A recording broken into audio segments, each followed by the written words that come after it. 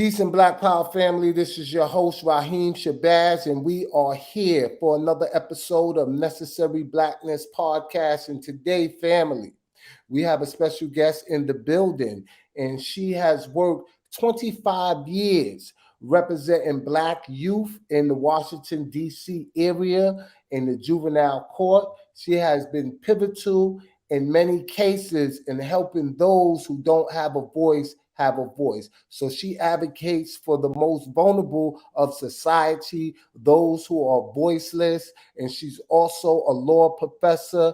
Ladies and gentlemen, let's welcome Kristin Henning. How are you doing, my sister? I'm great. So happy to be here with you, Rahiem. I know this interview has been a long time in the making.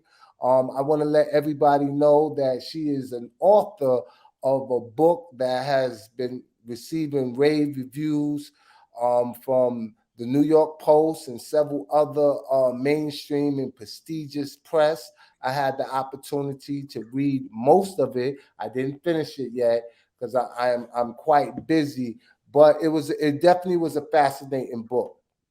And I want you to tell our audience a little bit about the book and tell us what was the inception for you to come out with this book. Yeah. So thank you for elevating this conversation. So the book is called The Rage of Innocence: How America Criminalizes Black Youth. Mm-hmm. And it really is a collection of stories about many of the young people that I have represented over the last 25, 26 years, as well as a number of other high profile stories that many of you have already heard about, like Tamir Rice, Mike Brown, um, and the like. But I tell different parts of those stories to really highlight the ways in which Black children are not allowed to be children at all. The ways in which we know that adolescents, that teenagers all across the world, not just in the United States, but all across the world, are impulsive, they're reactive, they're creative, they're boundary testers, right? That's Risk takers, right? And in fact, that's what makes us successful: the willingness and the ability to try things new, the courage, the creativity to try things new is what makes us succeed as adults. But it also means that sometimes our behaviors meet the elements of a criminal offense. Now, the right. book is all about how when you're a Black child, you are criminalized for those normal adolescent risk taking and impulsive behaviors. But if you're a white child, you are allowed to experiment in every way possible. You're allowed what we call the privilege of being a kid.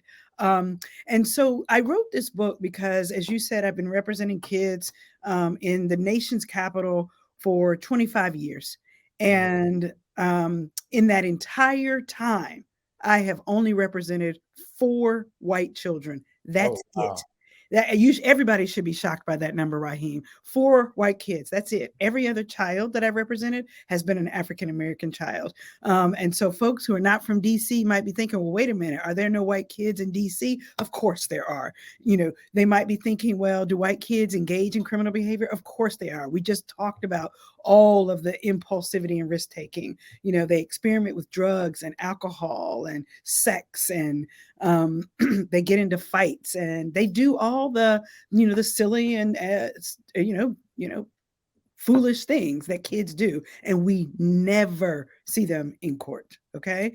And Yeah, I wanted to just chime in, right? Because in your book, and this goes inside with what you were saying, America has this irrational and manufactured fear for Black youth, particularly. And we see that time and time again. There's always a different standard. We've seen that in the recent basketball game with the female LSU. right. Happened. They both did the same hand gesture, and one was considered offensive.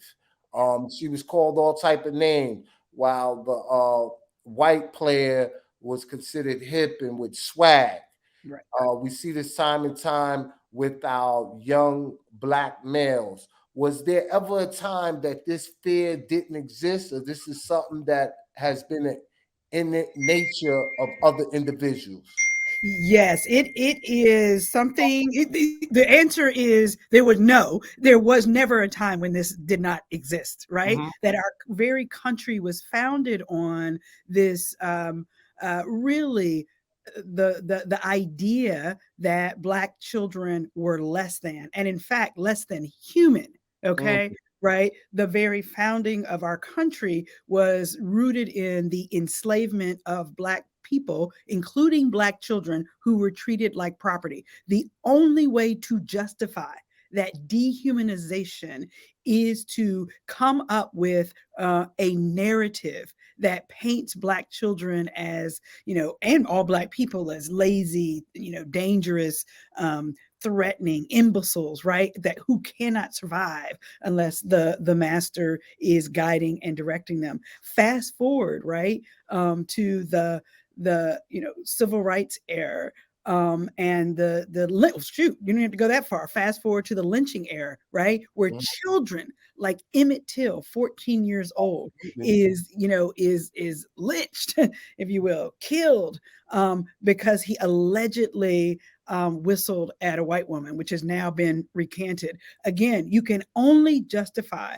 the absolute degradation and dehumanization of Black children by creating a false narrative that they are a threat to white women. Right. And then fast forward to the 1990s, and you see the language about the super predator, coming, to rape, maim, and kill all of America by the year 2000. We know good and well that did not happen. But all of these very intentional narratives have been put forth to justify the differential and inhumane treatment of Black children. And it was only after these explicit narratives, right? These Hmm. very clear, um, you know, articulated narratives are no longer politically correct. You can't go around saying, even though you still hear it, but that Black children are brutes and thugs. Instead, now it's implicit, right? So it's that implicit narrative where you see a Tamir Rice in a park with a play gun. You assume automatically he must be dangerous. You Yeah. see kids laughing in a group. You assume Black kids laughing. You assume they must be dangerous. That's how implicit bias works after the explicit, narratives have gone away. Now we talk about implicit bias. This has been going on a long time. America has a history of wrongfully convicting Black youth. Whether we look at the Scottsboro case, Mhm. you mentioned Emmett Till, and we also had the Central Park Five, That's who right. have been exonerated for crimes that they have been accused of, right? So I wanted to ask you, what steps can we take as Black America, right, to circumvent situations like this from happening? Well, first and foremost, we got to check ourselves, because this discussion about implicit racial bias happens with inside our community as well, right? And so that we hear narratives on the, like right now, people are talking about, hey, crime is on the rise again. People are worried about gun violence, and people readily, Black people even, readily buy into the media narrative Mm. that Black children again are running amok. That's the narrative again, just like the 80s and 90s are running amok, when in reality, the data shows we got to pay attention to the data, right? And that the data shows that still crime is, significantly lower, than it was back in the 80s and the 90s. And more important, that very few children of any race and any crime are involved in the types of criminal behavior that we are most afraid of: rape, murder, homicides, And so those are the things that make the news. Those are the things that understandably have us all afraid, but we have to be careful not to blame or punish or isolate the entire Black adolescent population That's and right. for the sins of the one or two, right? So that's number one, right? Number two is like when you hear these narratives, you hear a news story about even a serious violent offense, carjacking or a shooting, you have to force yourself to whoa, stop, think, and recognize that there's always multiple sides to a story, Mhm. and that you got to get the rest of the information or not, right? But like accept that you don't know it all, right? And then the third thing I think we as a Black community need to do internally before we talk about externally, but the third thing we need to do internally is recognize that Black children are not beyond redemption. Even when they engage in the most serious Right. offenses, that they are not beyond redemption. We have to ask the hard questions. What are the root causes of the behavior? And what can we as a society do to help those kids? And so that's part of that transitions into what can we as a Black community do about about the disparate treatment of Mhm. Black kids and the false convictions. Is that one, we need to be out front speaking, testifying before our Understandable. local, that's right, our local lawmakers about we don't need to transfer children to adult court. Do not buy in to the hype that somehow putting a 15-year-old under the jail because they engaged in some, even some impulsive behavior, some peer driven behavior that even led to the most horrendous outcome. Even that child is not beyond redemption with the right services and the right intervention. So we as a community need to be advocating for the right things, right? We need to be advocating for services for young people. We need to be advocating, Rahiem, for a public health approach to school safety and to public safety. And that's all about having a continuum of mental health providers in our school systems, in our communities. It means vocational support. It means restorative justice. It means smaller class sizes. It means social emotional learning and conflict resolution. And even in schools where there is serious of violence in that school, we need violence interrupters, incredible messengers who look like the children who are most impacted to go into those schools and help mediate and bridge relationships that have been broken. That's what we need to be advocating for. We need all of the above. Everything that you just said, we need that, and we need that expeditiously. Right. Right. I just want to acknowledge someone, Nikki the God. She left a comment and she says peace, and she's an individual that been rocking with us from day one. And speaking of her, she posted a tweet the other day, right? Because there's a new movie. I'm not sure if you in tune with pop culture, but about Freaknik. You know Oh, I do about know what Freaknik is, but I didn't know there was a movie about Freaknik. Oh Is yeah, that and it's coming out on Hulu, right? right? And Okay. a lot of people are saying that what they're going to do is they're going to use this movie to criminalize Black men and Oh, wow. show that these are the brute, overly Sexualized. Yep. sexualized men, and it's going to be, and you know how they had Surviving R. Kelly, they're going to be having Surviving Freaknik, Wow. when this was a period in time where these was young children, and a lot of them was under the age of 25, and we know that the front lobe of your brain is not That's right. fully developed until you're in your mid-20s, and they make, like you was talking earlier, um impulsive decisions, Right. and we don't see this type of criminalization or media hype when white people do it, right? So what do you have to say about the media criminalization of Black youth? Yeah, when I have conversations with folks in the media, I do, had opportunity to do some trainings. It's some of the same stuff about checking yourself and like making sure that the media is doing a fair and accurate job of nuanced data collection, of understanding. First of all, I tell every crime beat reporter, you've got to get training in adolescent development, right? So all the things you just said about the adolescent brain and the not being fully developed, all of that's got to be part of the training, right? They also have to understand the realities that very few children are committing the types of crimes that we're talking about. They haven't all run amok. We Mhm. also have to be careful about, this is what I talk to people about, understanding how differently Kyle Rittenhouse that story was told than the stories of very similar Black children, right? I mean, y'all think about Kyle Rittenhouse. His behavior was the epitome of everything we just talked about adolescent development. He's the 17-year-old kid who crosses state lines, right? Walking through the street with an assault rifle, strapped across his body in plain view. In his 17-year-old brain, he's convinced, right, that he can somehow has the capacity and the skills to protect businesses that somehow need to be protected in this Black Lives Matter protest. He is impulsive, reactive. He's doing what his peers are doing because why? His friends called him over, gave him the gun, right? He's not thinking ahead to the long-term consequences. He's not weighing or assessing the risk. None of that, right? He's being a teenager, right? You know why, right? Because he got complexion for protection. Exactly. Go ahead now. Exactly. But and this is exactly what happens, right? He's out there and all of a sudden things get out of control, things go awry. He ends up taking the lives of two people and severely injuring another. Then his mother and his defense attorney, rightfully so, wanted the whole world to see him as an adolescent who got in over his head, period, right? Now, retell that story in blackface, and that's a whole different outcome. Different story. Whole different story. Absolutely. One of the things that they're going to do is they're going to treat you like a child, but they're going to punish you like an adult.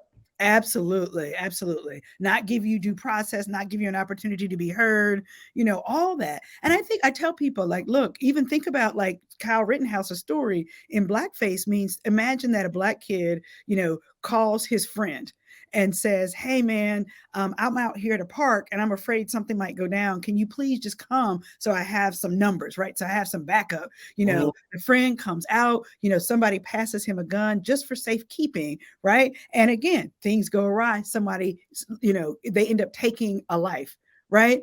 Nobody accepts that this could have been an adolescent impulsive reaction, a fear reaction. Nobody gives them the benefit of the adolescent development research. None of that. In fact, quite to the contrary, they're quick to label that kid, the two kids who are out at the park, as gang members. And if you Google and look at some of the pictures of Kyle Rittenhouse walking down the street, you see his friend, they're dressed just alike. You know what I mean? Look in fatigues. They look just like gang members. Nobody ever talked about them as being a gang. None of that. And so our whole analysis is just different, right? And that speaks to everybody. Media needs to pay attention. All of us need to pay attention. How quickly we buy into the labeling and the harms and the consequences that come with labeling, right? White kids dress alike, hang out with friends, and they never get called gang members, so.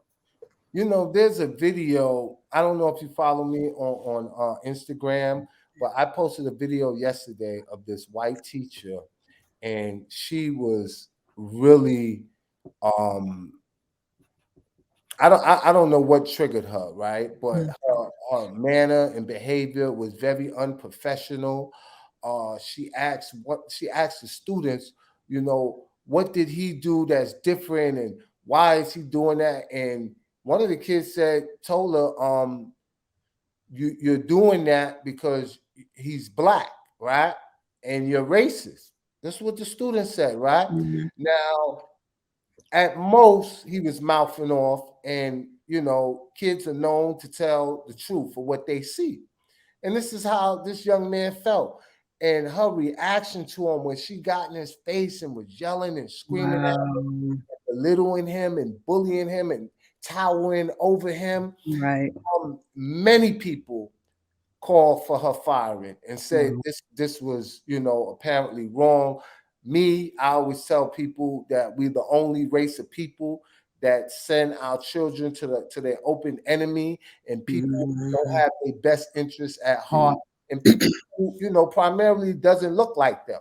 And I was surprised, right? Because I will hope to believe that most people follow me because they know the type of person I am, and my core belief and me advocating for kids. But I was surprised more than anything of some of the response I was getting. And then from people that I know, some of them in the entertainment industry, some of them I know personally. And, the comments started with this generation of kids, They need to learn to respect adults. And these kids are out of control. And, you know, she was right. And I was like, wow. Right. Imagine when you was a kid That's and right. someone advocated for you in that manner, you know, and it was just, you know, some people was like, well, there's probably more to this story. But the videos that we seeing, you can say to yourself that regardless to what happened before record was pressed, this is an adult who's in a professional position. And if you don't know how to deal with children, this is not the occupation for you. And I Right. know you as a child advocate, right? You see that time and time again, especially in the school system and with the teachers that are backed by a powerful union. And then you have the police in school, right? Right. And this is where the school to prison pipeline starts. What are your thoughts on policing in the school, primarily in the Black American community?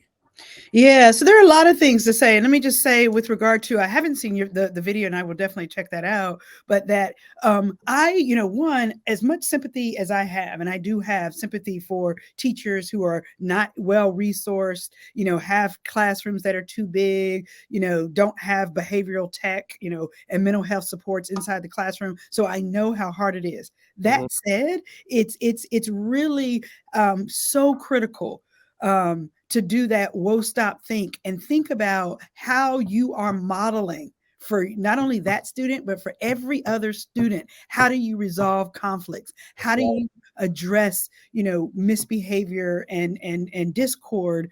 They're watching you. They're watching you. And that, as you indicated, you know, that she's an adult with an adult brain and hopefully an adult capacity to regulate her emotions. And I'm saying that in a very technical and clinical way because adolescents are just the opposite. They don't have that, you know, very often, you know, notwithstanding, yes, as all your commenters said, kids, you know, technically know the difference between right and wrong. However, kids, especially kids with disabilities, kids who are experiencing trauma, kids who feel singled out and treated unfairly, really have diminished capacity to regulate those emotions, to articulate, you know, wisely, calmly, clearly how they're feeling. And so many of these kids respond in outbursts. If I understood you say you correctly, it was something saying that the kid was telling her that she was being racist, or no? Yeah, he was saying, yeah, basically he was just telling her, you know, you did what you did because that was a Black student, and ma'am, you're racist. And So here, yeah, just went crazy, you know, and you know how they say a hit dog will holler. yeah, So that's exactly. really what happened. I need to look at my time. Okay, we got good time, and I know at 6 o'clock Yeah, you have to boogie, you have to skate, right? exactly, All right, exactly. we But got a few more minutes. yeah, Your book, there was a chapter that was very compelling, and that stood out to me. It was called "The Dehumanization of Black Youth When Children Aren't Children Anymore." And earlier, I spoke about how they would treat you like a child, and punish you as an adult. Right? Tell me a little bit about that chapter. yeah. That chapter is all about how kids on the deep inside, right? The kids who do commit serious crimes are not given the benefit of the doubt. That there is a growing body of evidence, best practices is what we call them, for engaging with young people, even young people who have engaged in serious and repeat offenses, that there's a way to handle them with humanity. There's a way to do comprehensive wraparound interventions, what they call multi-systemic therapy, family functional therapy. That means there is concerted interventions in every sort of system that the kid interacts with: the school system, the home, the community, mental health, all of that. Somebody's intervening on behalf in favor of that kid to Yeah. make those systems work better individually and together. But we don't do that for Black kids. So I talk about how Black kids are far more likely to be prosecuted as if they were an adult, like even a 15-year-old. So think about Khalif Browder out of New York, 16-year-old child,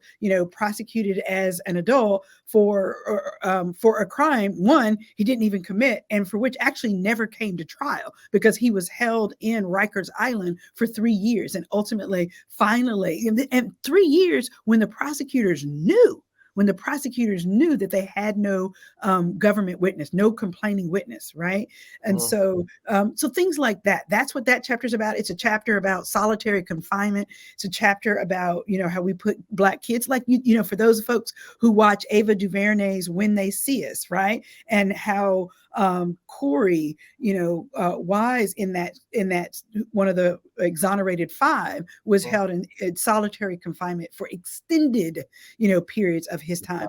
Khalif Browder, solitary confinement for extended periods of that 3 years. In fact, the majority of the 3 years, he was, beaten and put in solitary confinement. So that's what that chapter is all about, right? The dehumanization. Even I don't care. Nobody is as bad as the worst thing they've ever done, right? Nobody, right? You can't, right? Like take a 15-year-old who is every bit a child, put him in the adult system, put him in adult jail, and think that all of a sudden, he's going to be an adult. You're putting him to be prey to other inmates. You're putting him to be prey to sexual violence, physical violence by guards and by other, people who are incarcerated. There are so many, working with young people who are 14 years old who tried as adults, some of which later exonerated. How tragic is that? You stole somebody's childhood, right? So I think that's a huge issue.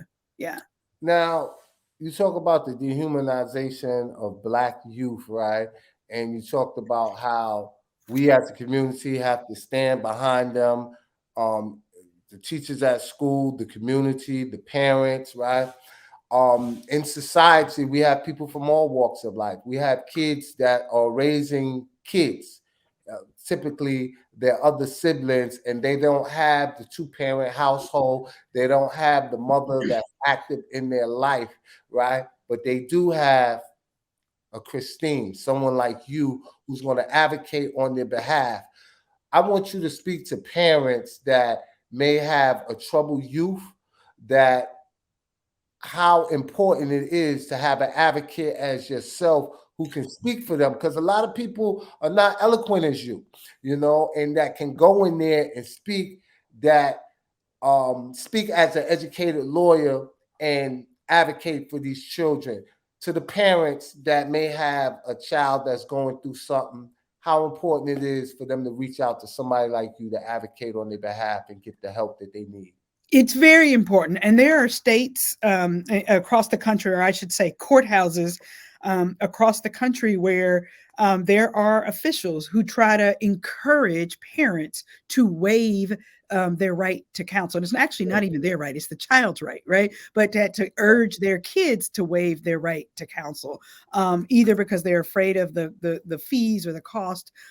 So the thing is, there are access to free lawyers and free lawyers who care. Okay. And I know there's a myth, and it is true sometimes, that when you get a lawyer who's court appointed or unpaid, they don't have the time or the resources. And to be quite frank, sometimes the commitment to represent you well. However, there are places where you can call where we can help you find a lawyer where you live who really cares. And so I, at the National Juvenile Defender Center, which is now called the GALT Center, GAULT, the GALT Center, can help you find a lawyer for your child. If worst case scenario, look me up at the Georgetown. I'm easy to find. Georgetown Juvenile Justice Clinic. Google me. You can email me. I can put you in touch. If I don't know someone in your city, I can, help find you. It is important to get a lawyer, and to get a lawyer who cares, because our kids so often don't get the same kind of due process, right? The fair trial. They get railroaded into taking pleas. They get railroaded into, confessing, if you will, to the police without giving any context or any mitigation, right? That helps explain how it happened or why it happened. So you really have to have a lawyer and an advocate. And also that we as advocates fight for alternatives to traditional prosecution. Everything, and actually most things, don't belong in court, especially involving teenagers, right? We don't need courts, right? To teach a kid to stop talking back, to adults, right? Like that situation situation at the school that you talked about, right? So it's really, really important. Also, if you want to talk about school police, you asked me a little bit about school police. It's like part of the problem with school police is that we then rely on policing for absolutely everything. So a kid who's having a traumatic episode at school, a kid who's having a mental health crisis at school, a kid who is disabled, has a speech and language disorder, autism, all of those things, kids who get sent to the nurse's office because they've got a stomach ache, all of that becomes criminalized, right? As all of a sudden, instead of like calling mental health professionals for those interventions, we call the police, right? So police in schools means more arrest of police in schools. And let me just tell you, back on school data, Black girls are 3.6 times more likely to be arrested at school than a white girl. Black boys are 2.4 times more likely to be arrested at school than a white boy. And very often for behaviors that I guarantee you are never, ever referred to the police at a white school. And you know what it is? It's like with the black females, black female children. It's willful defiance. That's right. When they ask you to do something, you don't do it fast enough, or you know how some of our sisters they can be sassy with the mouth, and children is going to be children, and that's not a criminal offense. That's right. And we see that happening time and time again, and that's where the school to prison pipeline come involved, when you have law enforcement involved in these particular areas. And we know, the mass school shooting is not happening in predominantly black schools, and the profile. This is not Rahiem speaking. This is the FBI, the CIA, and every news outlet. The suspect doesn't fit the profile of a young black male in the urban community. We know that for fact. Stand on that. All right, so I want you to do something for me, right? 25 years advocating for kids, and I know it all have came across your desk. The most egregious cases that should have never been brought before the courts, case that went all the way to litigation. Yes. And you advocated, and a child probably was allowed to go home to their family. It's just so many cases that we hear about, and I know you're familiar with the what it was, cast for students, the judge in Pennsylvania. Kids for Cash. Yes. Kids for Cash. Like that. And I don't even think he went to jail. I think he got fined or something like. Right. They got a lot of fine. I do think they finally went to jail though. This is very recent. So this the Kids for Cash is an old story. Like I want to say 2015, but they've been fortunately there's been so much outrage. I know they got a huge fine, and then I think they might have gone in very, very recently. Like I think so too. I remember the fine, and then I remember like most recently, like within the last 2 years, it resurfaced again in the resurfaced again. And I think they did find them. But what I want you to do, with all the years of your experience, could you just, I know due to privacy laws, you can't say names or nothing like that, so we're not asking you that. But if you could give us a case scenario where you advocated for a child and probably against all odds, you were successful in your endeavors, and the child came out right on the other side, and he was able to probably join his family or something like that. Yes, I'm happy to tell. I actually have two, but I'll at least tell one of them. And I'm going to ask you all. We got time. Right. Look, so I'm going to ask you all, listen to like read the book, The Rage of Innocence, How America Criminalizes Black Youth. And I'm going to tell you, the first thing I'm going to tell you is the opening story of the book, because that is one of the main things that made me write this book. And it was a story about a client that I represent. I call him Eric in the book. At the time, Eric, you remember this? So Eric, a 13-year-old boy who one Saturday night was watching a movie. Someone in the movie had a Molotov cocktail. In his 13-year-old brain, he thinks, ooh, this is cool. Let me see if I can make something that looks like this. He does not research it, doesn't ask anybody what's in the Molotov cocktail. He's just being a kid. He goes into his kitchen, he grabs a glass bottle, and he begins to pour in whatever liquid he can find, bleach, pine slaw, whatever, water. He then tapes up the bottle so that it looks like a Molotov cocktail. But here's my favorite part of the story. He also takes a piece of toilet paper, right? And runs the toilet paper from the inside of the bottle to the outside, closes the cap. Now, all of us listening know that toilet paper is going to burn out before it even gets to the, to the cap, right? But it's just, he's just playing with a toy. It's Saturday night. He plays with it. He gets tired of it. He puts the bottle in his book bag and forgets all about it. Monday morning comes, and the only reason he put it in his book bag is because his mother had white carpet. Monday morning comes, his mother drives him to school. Eric gets out, he walks into school, puts his book bag through the metal detector. A school resource officer sees the bottle and says, "What is that?" Eric immediately says, "Oh, that is nothing. You could throw it away." Wasn't even trying to keep it. Wasn't even trying to think about it, right? Eric goes on to class, and little does he know, this is the beginning of a 9-month ordeal in our local juvenile court. This child, the school calls the police department, the fire department. They drag this kid out of his class, arrest him in front of classmates and teachers. He's held in detention overnight and brought to court the next day and charged with both possession of a Molotov cocktail and arson. I've already told you the liquids inside are bleach and pine salt. They're not catching on fire. And he told them, "I am not trying to blow up the school." When he got arrested, he was like, it was just a toy. Nobody believed him. Nobody gave him the benefit of the doubt. So he ends up in court for 9 months before we are able to get him out. Here's the deal, though, and this is what everybody needs to hear. I was giving a talk. I was in a conference in New Haven in Connecticut sometime after that. I tell this story, this very story about Eric. At that conference, a woman comes up to me and she says, it was a white woman. She says, "My son did the exact same thing." And I say to her, "What happened?" You know what she tells me? That kid got placed in advanced science classes. So he gets rewarded for bringing this Molotov cocktail looking thing to school. Whereas my client gets arrested. Not only he gets arrested, prosecuted, expelled from school, all the things, right? We had to fight. Right. We were the lawyers in his delinquency case. We fought. We called in expert witnesses to show that it would never be flammable. We had pretrial hearings. We filed motions to dismiss the case. We also got another lawyer to advocate for him against the school suspension, school expulsion. They got him back in school. But even when they got him back in school, they kicked him out of all of his extracurricular activities. Drama class. He was huge into arts and advocacy.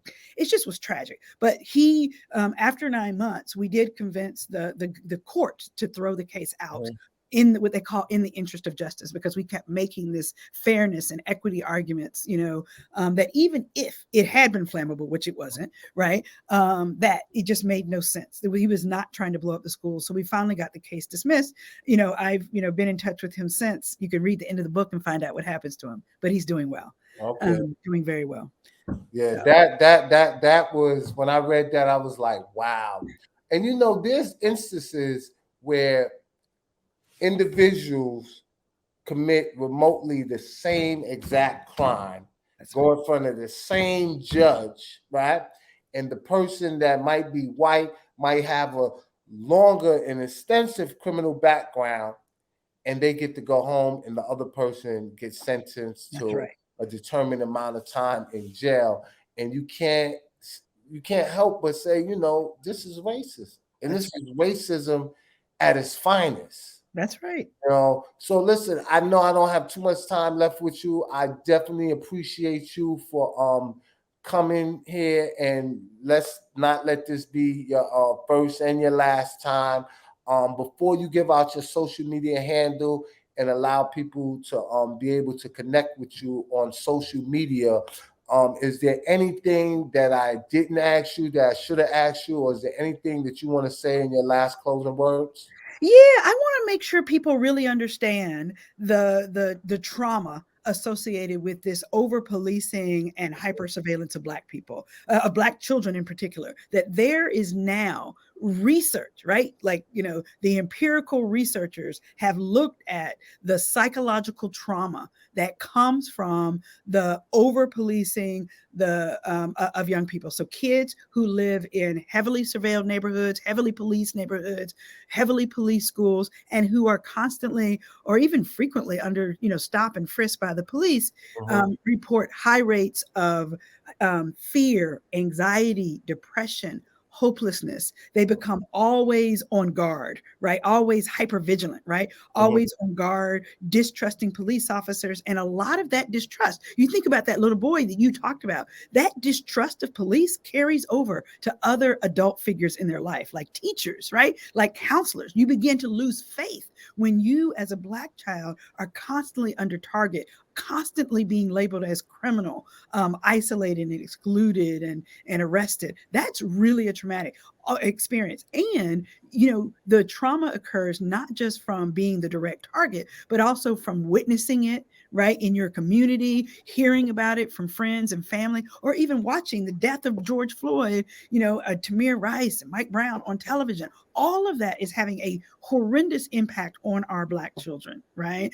And so when we think about the cost associated with police in schools or over policing, police being parked in all of the parks in Black neighborhoods, so that the Black kids don't feel like there's a safe place to go and to be kids, right? All of that has a real psychological cost on our kids, and it actually does nothing to improve public safety. So that's one of the things I really like to leave with folks is this idea we've got to learn how to let kids be kids, right? Creating safe space. I'm not saying don't redirect them, I'm not saying give them guidance, but we don't need police officers to do that. We need to demand resources, or a reallocation of resources, right? So we have more opportunities for play, recreation, leisure, study, jobs, fun for kids, mentors, all those things that make kids grow up well, right? Instead of over policing. We are really hurting our kids and ourselves with what we keep doing and that we know is wrong. I'm so glad you said what you said and you put it in the manner that you did, because a lot of people will believe, oh, it's just not policing. It's just the type of police. We don't need white police in our community. If we have more Black police. No, we don't need police, period. Whether they're Black or they're white, because we've seen what happened in Tennessee. That's with right. What is it, Tyreek Nichols? Oh yeah, with Tyree Nichols. There's another story out of Tennessee too, Rutherford County in Murfreesboro, Tennessee, where a judge was sending 8-year-old kids, to jail for behavior that didn't even constitute a crime on the books. Y'all, there are stories after stories after stories. I'm telling you. And what's happening with this judge? Well, so that judge got, sort of ProPublica, one of the media outlets, really blew that story up. And then, she's gotten, reprimanded, very similar to the Kids for Cash, scenario. Just reprimanded and probably was able to retire with a full pension. Probably, right? Exactly. Sending 8-year-old children, right? Having them arrested, calling the police, having them arrested for behaviors that did not even constitute a crime on the books. Wow. Just crazy stuff. Well, I'll tell you one thing, family. It is a blessing to have a sister such as herself that is advocating for our kids, and we definitely need more advocates for our kids. I appreciate you coming here. And in closing, can you give individuals your social media and how they can get in contact with you? Absolutely. So you can usually find me at Prof Henning. No, sorry. At Prof Chris Henning on most social media accounts. So at Prof Chris Henning. Now, when you say prop, that's PROF, right? That's right. That's right. PROF KRIS Henning, Henning, all run together, at Prof. Chris Henning. So you can find me there. You can also, I'm really easy to find if you just do a search for me, Kristin Henning, Georgetown Juvenile Justice Clinic. I pop up all over the place. You can hit me up through my email. You can also, I have a have a website just for my book, which has all my public speaking contact information, rageofinnocence.com. All right. Rageofinnocence.com. And you also, I was looking at your calendar. You are very, very busy. Yes. I'm getting ready to release a book. I'm like, I hope my calendar look like this. So can you tell us some of the places that you're going to be visiting in the next coming week? Because I see like the whole April is like almost. Yeah, I try to figure out what's public. I think some of them is at Harvard or University. Yeah, I just got back from Harvard, so a lot of them are public. I just did public libraries. The best way to find me is like rageofinnocence.com or really if you Google, I pop up where I'm coming, where I'm going to be. It's hard for me to even just figure out. She said, "Oh, you know what? For those in LA, I mean, I know you're in Atlanta, I'm in DC, but I'm going out to LA this next weekend, next Saturday, for a book event all day. So it's called the LA Times Book Festival. I will be out there. That's public, and I'll be out, on a booth, and have a little speaking engagement out there. So LA is a good place. You might find me next. Did you make it to the New York Times bestseller list? I did not, but guess what though? I did make it to the front page of the New York Times Book Review. Okay, that's what I see. And they got the LA Times book. Yes, there's an LA Times article, Washington Post article. So there's out there. Yeah. Yeah, I see you doing your thing. I see you doing your thing. And it just warms my heart, right? Because this is about children. That's right. Black children at that. Black children. You know what I mean? And you know me, I'm unapologetically Black. That's right. So I love it, man, because we don't have too many individuals such as yourself. And I know you probably mentoring other people. We got to start passing the baton to other individuals. That's right. Do this advocacy work because it's enough for everybody to go around. The way they doing us out here, we got to have these advocates. So once again, Kristin, I thank you. And like I said, this is your first time. Let's don't make it your last time. I welcome you back. Ladies and gentlemen, this is Rahiem Shabazz. And if you're just joining us, you better press rewind and tune into this one right here. This is one for the history books. Peace and Black power. All right. Peace and blessings too.